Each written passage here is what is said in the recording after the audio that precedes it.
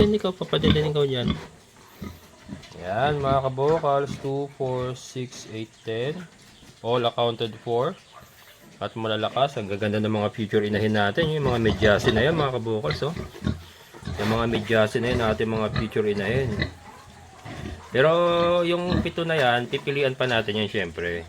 Pipilian natin yan. Hindi naman po pito yung babae, lahat yan gagawin natin inahin. Syempre, pipiliin natin dyan yung maganda na may mga qualifications na maging isang magandang breeder.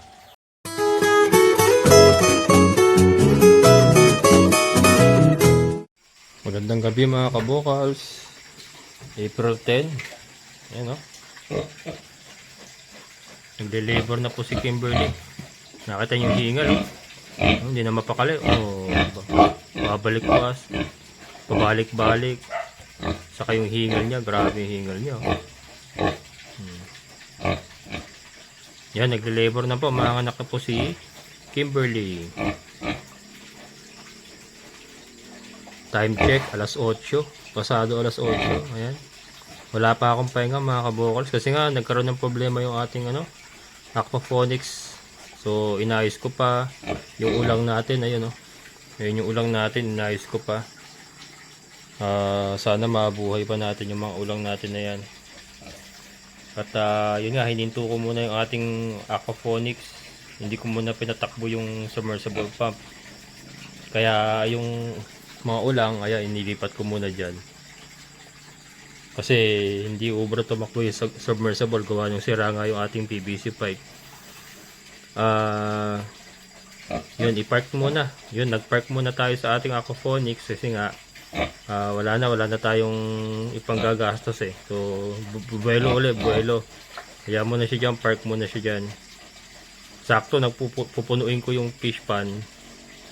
Puno lang muna ako ng puno ng tubig habang hindi muna nag-ooperate yung ating aquaponics. Ayun, nilipat naman natin yung ating ulang doon sa kabila. Papalitan natin ng tubig araw-araw kasi nga yung ating water pump nasira, nalaglag ko kanina, dumula sa kamay ko. Nabasag yung pinakanguso niya. Pati yung palabas, hindi na makatapo ng tubig tuloy. Ayun na lang ang gumagana, yung fountain. Yung fountain niya ang gumagana. Grabe hingal, Init pa naman, mainit pa mga kaboss, malinsangan na kaya kahit gabi na, malinsangan na. Yan, mamaya, abangan natin mga kabokals. Maya meron na yan, sasambulat ng bahay big niya mamaya.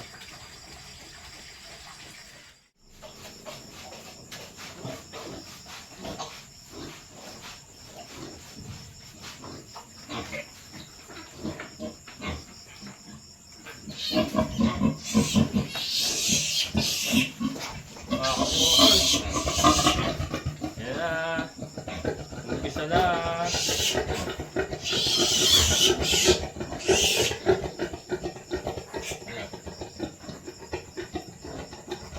Babae. Babae mga kabokals.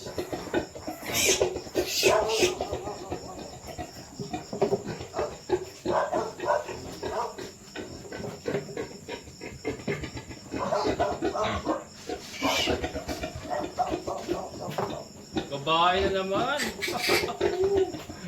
Mga pamalit mga kabokals. Yan. On the road to expansion. On the road to expansion. Mga babaeng pamalit na inahin. Galing.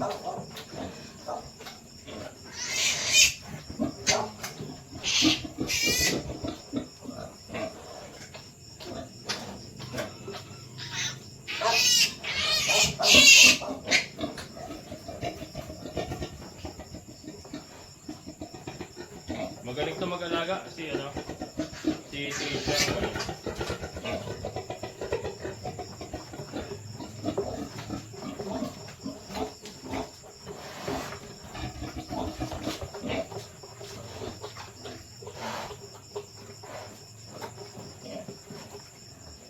Tatlo ka agad mga kabokal, isang putukan lang yan. Isang putukan. Hindi. Sunod-sunod naman. Time check. 10:30 ng gabi mga kabukas. 10:30 ba? Alas 11 na?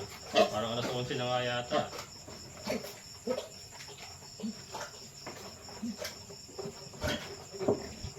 Lalaki. Lalaki mga kabukas. Pero at least may dalawang babae na tayo.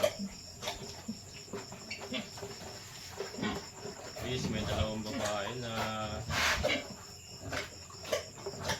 Ayan, again mga kabukas ha, hindi ko ibebenta lahat ng babae. Gagamitin ko ito at mag-expand nga tayo magdadagdag tayo ng inahin mga kabukas.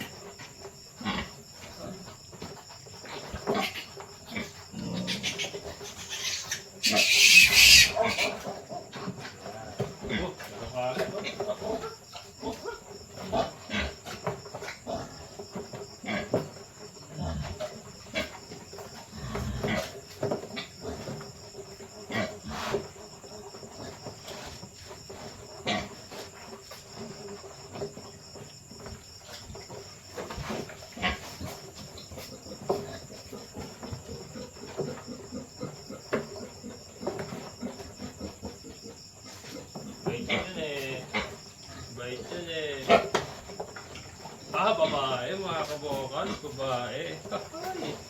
Tatlong babae na. Ang ganda oh. Medyasin. May medyas, babae. Sigurado na. Sigurado nang inahin to mga kabukals. Sigurado na. Ganda oh. Oh. May medyas. Babae nga ba? Oh, babae. Sigurado na to. Inahin.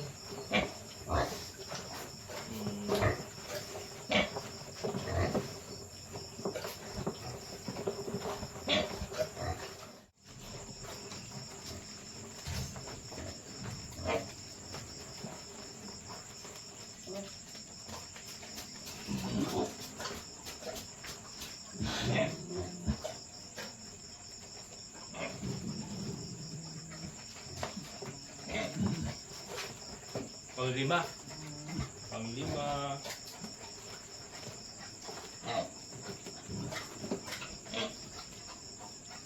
Okay yung uso. Yung uso lagi ang dapat nating linisin kaagad. Kasi minsan hindi makahinga. Dahil may nakabaras ang uso. Ay, lalaki. Lalaki. Bakit? Pambenta. Pambenta. Lechon.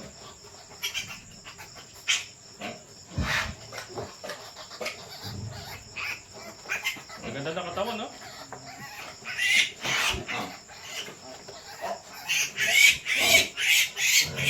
Sindaloso pa naman.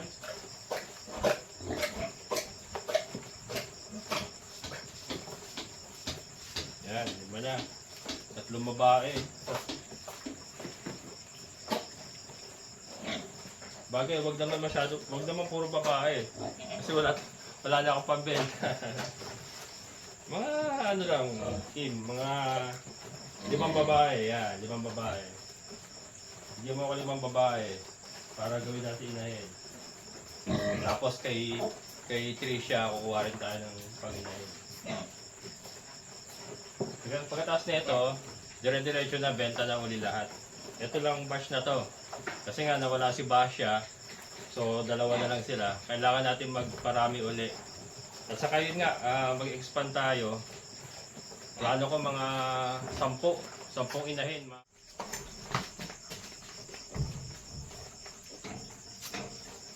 Yan, meron na naman.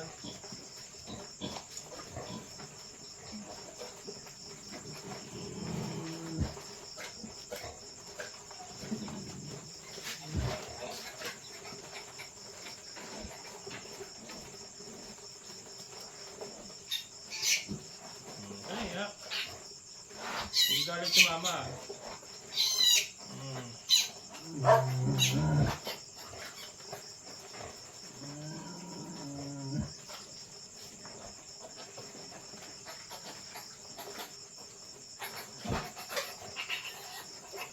lalaki. Tatlong lalaki, tatlong babae. Ganda, may jasin din, oh. May jasin din mga kabukas. Ganda.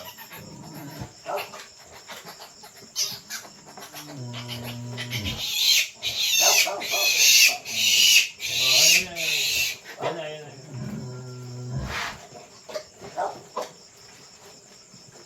Tatlong babae, tatlong lalaki.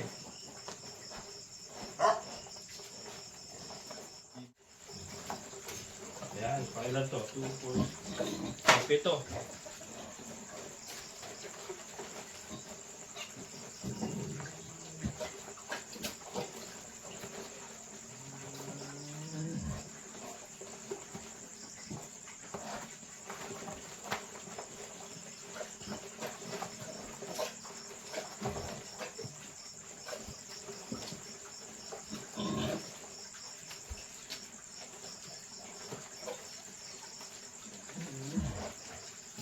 Pampito mga kabukas.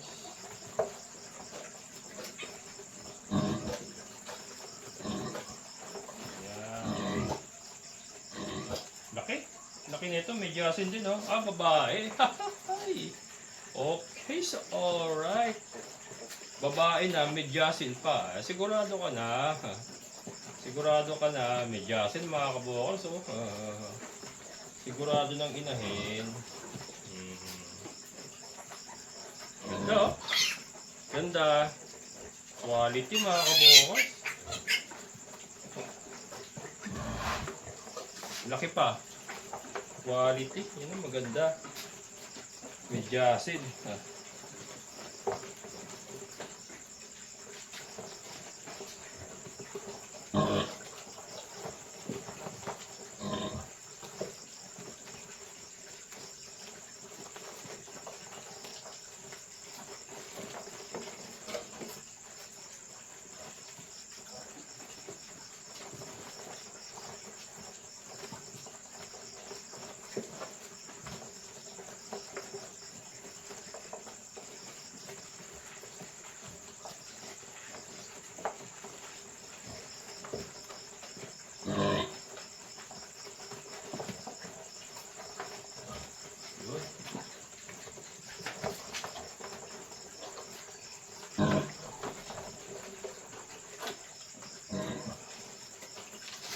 Sunod.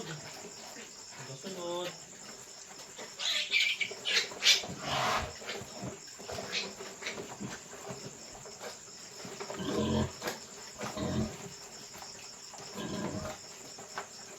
Ito sunod.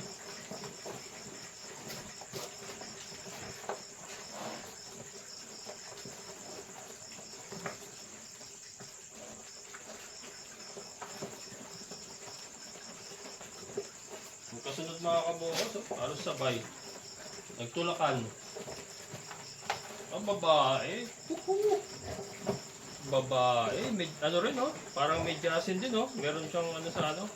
Pero hindi masyado. So may halos talampakan lang.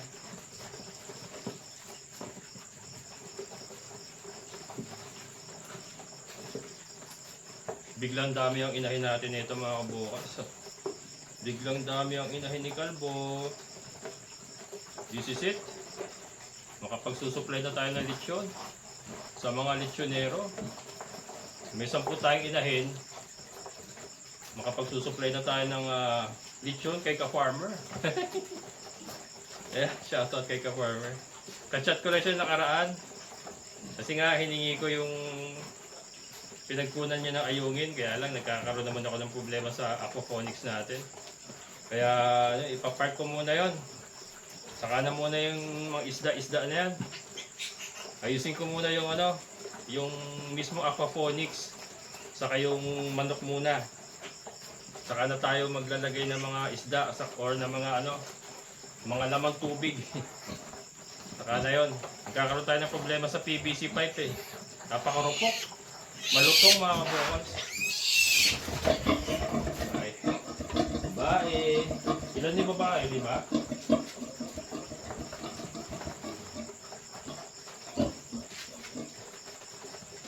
Babae rin ah. Talaga rin naman. Gusto yata talaga ako ni Kimberly mag-expand mga kabokals. Talagang binigyan ako napakaraming babae. 6 na yung babae, oh. 6 na ba? Oh, bilangin ulit natin. Pero 6 na yata, oh. Babae na naman, eh, oh. Sabi niya, ito papa, bibigyan kita maraming babae. Mag-expand ka na kung mag-expand ka. Sabi niya gano'n.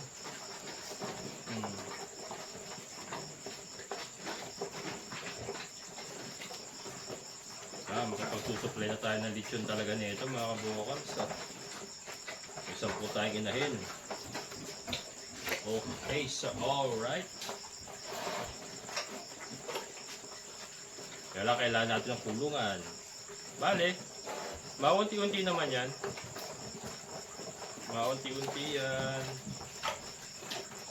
Aba, ilan na to? 2, 4, 6, 8, 9. 2, 4, 6, 8, 9. Siyam na. Maglalabing isa ka ba uli? Labing isa yung naglabing isa yan mga kabukals eh. Labing isa ba uli bibigay mo ulit sa akin, Kim? Sige lang. Okay, so alright yan.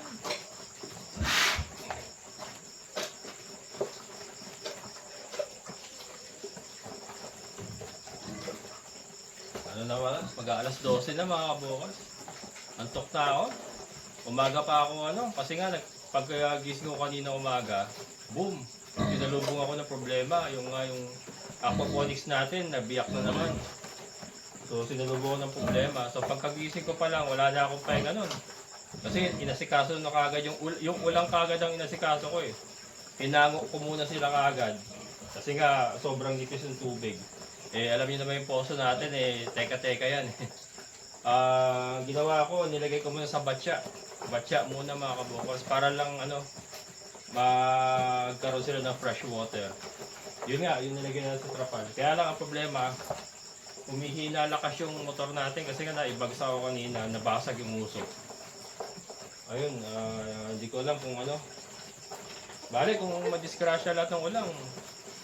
Yun nga, sabi ko, ipapark muna natin yung ipapark muna natin. Ayusin ko muna yung aquaponic system. Ano pala yun? Elastomeric, mga kabukals, nabanggit ko doon sa vlog ko about it. Papahira natin ng elastomeric paint, yung lahat ng PVC pipe na yun. Elastomeric paint, para ma-prevent yung pag-crack. Kasi yun, para siyang, pag tumigas siya, para siyang goma, flexible siya. Para hawakan niya yung, sobrang lupok kasi yung PVC na nabili natin, marupok. Malutong na marupok. Bigla-bigla na lang nagka-crack, tapos diretso na, ikot. Kaya yun. Mas mainam pa kung yung itim na lang ginamit ko yung makunat kasi itim eh. Manipis nga lang, pero makunat. Ayan. Pero ayun, di natin titigilan yung aquaponics mga kabukals ha. Di natin titigilan yan. Lang tayo, bubuelo lang tayo. Ipapark lang natin sandali hanggang makasweldo ulit. Yan. Tapos bibili tayo ng elastomeric paint. Papahira natin lahat yan. Tapos saka ako patatakbuhin. Wala mo ng isda siguro. Kung mamatay lahat ng ulang, hindi naman ako bibili ng mga pamalit. Kahit tilapia, wala muna. Chicken muna, manok muna, tapos aquaponics siya na lang muna. Tapos, tignan natin kung paano siya under. Kasi mahirap yung maisda tayo, tapos nagkakaroon ng problema yung aquaponics na bibiyak-biyak. Mahirap eh. At least kung halaman lang, tapos manok, pwede, papatayin ko yung motor, walang problema. Katulad niya, may ulang tayo, nagkaroon ng problema yung aquaponics. So, obligado akong, nag-set up ako ng temporary trapal para sa kanila para mailipat sila. Kung walang isda yan, magkaroon man ng problema yung aquaponics, okay lang. Tapos, pagka pulidong-pulido na, maganda na yung takbo ng aquaponics, nakokontrol na natin yung parameters ng tubig. Yan, tignan natin kung makapaglalagay pa tayo ng isda. Pero yung layer kasi, saka yung breeding, kasi ang ganda ng resulta ng breeding ko mga kabukal simula nung nilagay ko yung mga sisiw. Napansin ko, wala talaga silang nasisinghot na ammonia eh. Kaya ang gaganda nung laki nila. Hindi nagkakasakit, wala kang makakita may sipon, may problema. Ang gaganda. Kaya tuloy-tuloy lang yung manok, tapos yung aquaponics. I-ano muna natin, set aside muna natin yung kung isda man or itutuloy natin yung ulang. Ayan. Pero importante, makapag-expand na tayo ng ating baboyan mga kabukan. Yan ang pinaka-importante dyan. 9 months from now. 9 to 10 months kasi yan eh. 9 to 10 months. Pwede na akong i-breed dyan. Sandali lang yun. Sandaling panahon lang yun mga kabukas. 9 to 10 months oh. Ayan. Pero pa kaya siyam na to eh. 2, 4, 6, 8. 2, 4, 6, 8, 9. Oh, siyam na eh. Siyam na to mga kabukas eh.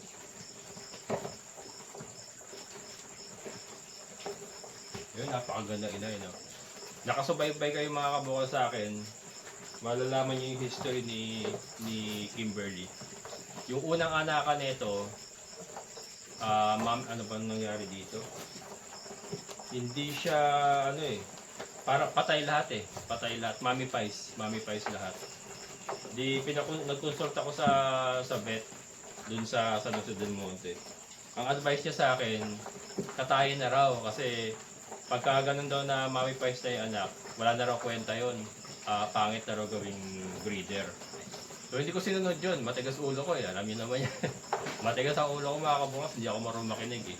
Basta alam ko yung ano eh, ako kasi yung tao na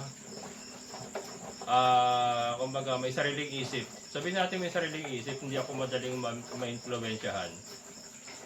Parang mas nakikita ko kasi, may nakikita ako na hindi nila nakikita. Ayun, so nakitaan ko siya ng pag-asa. So, ginamot natin siya, antibiotic, purga, pinondisyon natin siya. Naglabing isang anak mga kabukas. And then eto, siyam na tayo, di ba? O kung nakinig ako doon sa vet, edi wala na tayong ganyang kagandang inahin. So yun. Kaya matigas talaga ulo ko mga kabukas, pasensya na. Doon sa mga nag-a-advise sa akin, talagang matigas ang ulo ko. Kasi nga, iba kasi yung ano ko eh, meron akong mga nakikita na siguro hindi nyo nakikita. Meron ako third eye. Hindi, joke. Hindi, ganun ako mga kabukas. Yun. Risk taker nga ako. Risk taker. Mahilig akong sumugal. Ayan. Hindi yung sugal na literal na sugal. Mahilig akong sumugal sa mga ganito. Ayan. Natimira ko kasi, kung magkaroon ng problema, kung pumalpak man, akin naman yan, wala naman akong ibang tao na perwisyo. Yun po kasi yung lahi kong katwiran. Yan, pinagagawa ko ngayon, aquaponics, yung pag-aalaga ng ulang. Katwiran ko, pag sumablay naman yan, wala namang problema, wala naman akong pinirwisyo ng ibang tao. So, di ba, pumalpak man yan, wala namang problema. Sa akin lang naman yan. Wala naman akong pinirwisyo ng ibang tao. So, yun. Ayan, meron pa ba? Meron pa ba? Ayan, umiinat-inat.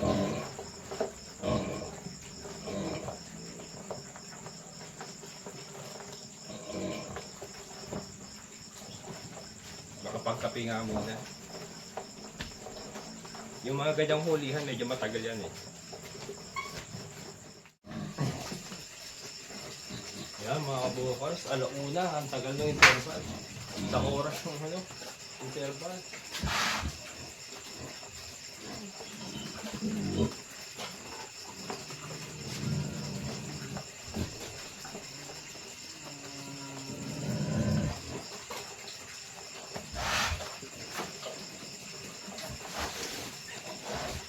Ayan, akala ko wala na. Pang-10. Pang-10. O, diba? Oh.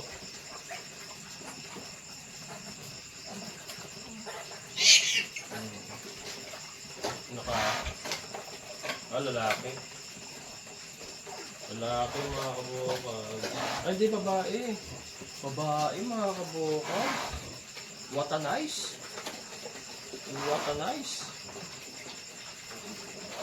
Babae oh. Oh, ang laki. Laki pa.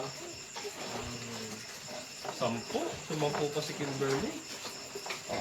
Meron pa ba dahil? Maglalabig isa ka ba ulit?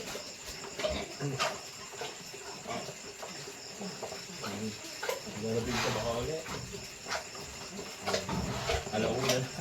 Alauna pasado na, puyat na lang siguro. Okay lang. Okay lang. Ilan na may pabahay natin? 7? 7 ba, mga kabukal? 7 babae, 3 lalaki. 10 eh. 10? Ah, meron pa. Meron pa raw. Mukhang magdodos ito ah. Di joke lang. Tingnan natin. Pero 10 hindi pa tayo masaya niyan. 10 na yan, mga kabukal, diba? Pero kung magbibigay pa siya, why not, diba? Why not?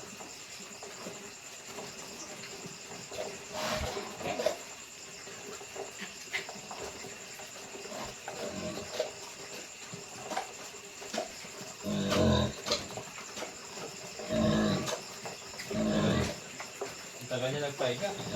Oras.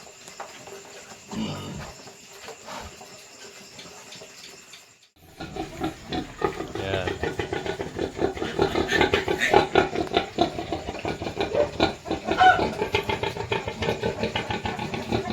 Ano to? Magaling mag-alaga yan, mga kabukal. Yan, kapatidi na siya.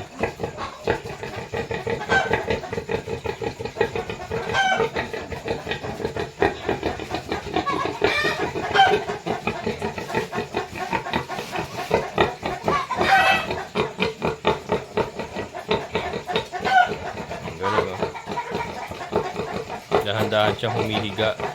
Yan ang magandang katangian ng isang inahin.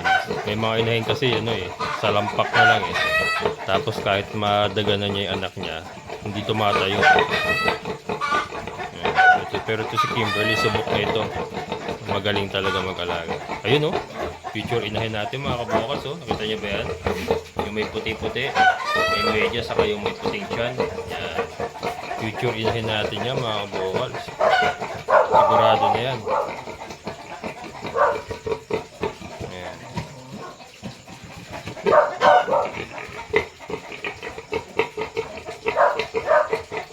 Mag-ano pa yan, mag-explore pa yan mga yan.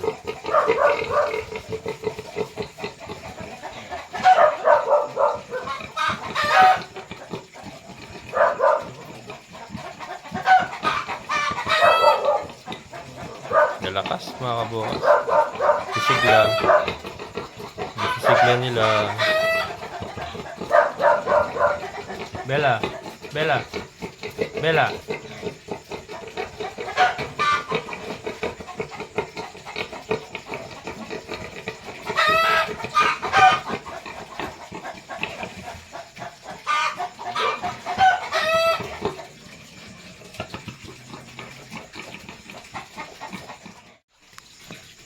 Ayan, natututo na sila, mga kabukal. So bukas update ko kayo umaga. So tutulog muna ako at alas 3 na. Alas 3 na madaling araw. Tiyaga-tiyaga lang, mga kabukal. Ganyan talaga ang buhay. Maghahayop. Ayan. Lalo na kung tayo nagpapaanak ng baboy, walang pinipiling oras yan. So yan, update ko kayo bukas, mga kabukal. Tulog muna tayo. Good morning, mga kabukals. Yan, medyo tinanghali akong gising, alas 8 na. At yung mga patulo, nagdadahon na talaga. Wait lang kayo, kakain na kayo. Kano, brother? Tatay ka na naman, brother.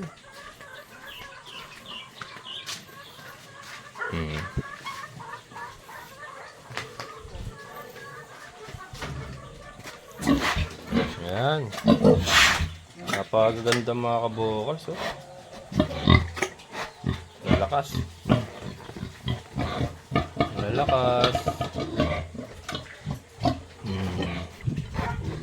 Very good yan, Trisha ko na yan eh. Very good lagi yan Laging very good Laging very good yung Trisha ko na yan Galing eh. Hindi ikaw, papadilan ikaw dyan. Yan mga kabokals, 2, 4, 6, 8, 10. All accounted for. At malalakas, ang gaganda ng mga future inahin natin. Yung mga medyasin na yan mga kabokals. Oh.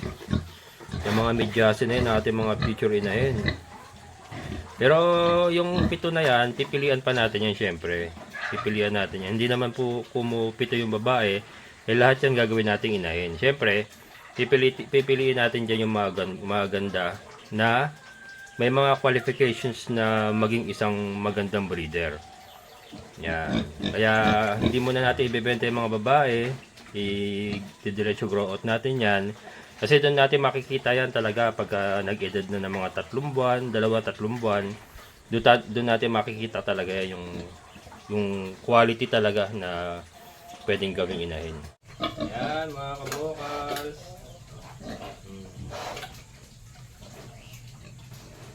Yan mga kabukas, mga bagong blessing. At talagang si Kimberly talaga hindi pa sumasabay simula nga nung sinalba natin siya. Ibig sabihin yung hindi natin siya kinal nung nagkaroon siya ng problema na puro mami pies nga yung kanyang mga anak nung una. Pero lahat po ng inanak niya pagkatapos nun ay quality na talaga. Talagang ito 10 oh. Naglabing isa pa siya noon. And maganda ang kanyang mga inanak. Nakita niyo mga kabukas yung mga medyasin, no? Yan, mga future inahin natin yan. So yan mga kabukas, tuloy-tuloy lang po sa mundo ng farming talaga. Ayan, kung mapapansin niyo po, hindi naman po tayo nalilihis ng mga ginagawa natin. Ito, baboy pa rin. And ito nga, expansion. Magdadagdag na po tayo ng inahin. So, hindi naman po tayo pa iba-iba. May mga isinisingit lang po tayo mga integration. Kasi po, yun po yung mga gusto kong gawin. Matagal ko na po kasi mga pinapangarap yun. Yung katulad yung aquaponics, yung mga ginagawa ko na yan. And yung mga integration po na ginagawa ko. Matagal ko na pong pinapangarap yan mga kabokals. Hindi pa po ako nagpa-farming. Nanonood-nood pa lang ako. Hindi pa ako nagba-vlog. Yan po yung mga gusto kong gawin. Kaya ngayon, meron po akong kakayanan na gawin to, kaya ginagawa ko. So, it's not all about money mga kabokals. Itong mga ginagawa kong experiment. Hindi lang po ito basta para kumita lang ako. Ito po ay parang self-satisfaction mga kabokals. Gusto kong masatisfy yung sarili ko kasi ito po yung mga bagay-bagay na gusto kong subukan sa sarili ko. So, di ba? Hindi po ito puro sakita lang sa pera lang mga kabokals. Kaya po, lagi ko nga po sinasabi, habang buhay tayo, habang malakas tayo, gawin na natin yung mga bagay na gusto natin gawin na makapagpapasaya sa atin. Hindi lang po pera na makapagpapasaya sa isang tao. Hindi ko alam sa iba. Hindi ko sigurado sa iba, pero sa akin po kasi, hindi lamang po pera ang makapagpapasaya sa akin. Kundi, yung mga gusto kong gawin, katulad nga po ng mga aquaponics, yung aquaculture na experiment na ginagawa ko, yan po yung nakapagpapasaya sa akin. Kahit pumalpak po yan, masaya pa rin ako kasi nagawa ko. Pero, kung mapapansin niyo po, yung ating main agribusiness na native pigs ay nandito pa rin, hindi naman po nawawala yan. Yung ating mga paitlogin ay nandiyan pa rin naman. Nagkataon lang po nag-stop sila mag-itlog, pero sabi ko nga, ibabalik na po natin sa laying station. Yung breeding natin ng mga manok ay nandiyan pa rin at going good na, magaganda na po yung ating mga papisa. So, di ba?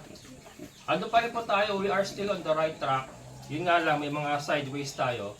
Mga ginagawa tayong experiment kasi nga isa po yun sa mga nakapagpapasaya sa akin. Ganun lang naman po yung mga kabukals. We only live once. Itong buhay natin ay hiram lang sa ating Panginoon.